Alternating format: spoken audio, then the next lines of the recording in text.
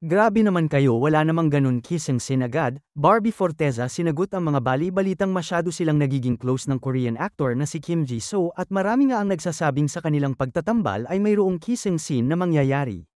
Nakakatuwang makita sina Barbie Forteza at Korean actor na si Kim Ji-soo na magsasama sa iisang proyekto. Marami nga ang nakapansin na may chemistry nga din ang dalawa at kung mabibigyan ng pagkakataong magtambal ay tiyak na papatok nga ito sa mga tao lalong-lalo na at marami na nga ang nakakapansin din sa kanilang pagiging close sa isa't isa.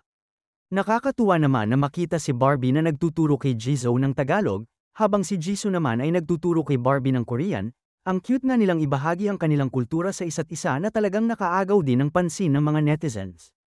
Kung mabibigyan ng chance na magtambal nga sila sa iisang romance drama, malamang patok nga ito, sa kadahilanang si Barbie ay highly admired sa Southeast Asia, habang si Jisoo naman ay sikat sa buong mundo bilang K-pop idol at actor.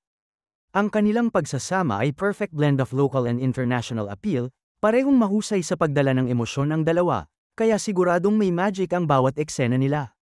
Sa isang panayam naman kay Barbie na isaad nga nitong nakakabilib si Jisoo.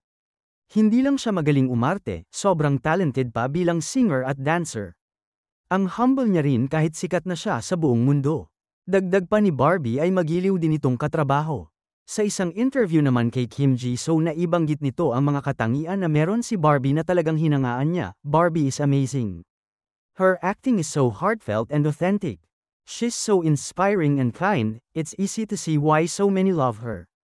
Saad ng Korean actor. Sa napapabalita namang mayroong namumang relasyon sa dalawa ay wala namang sinabing kahit na ano ang aktres at talagang purely work lamang ang kanilang pagsasama.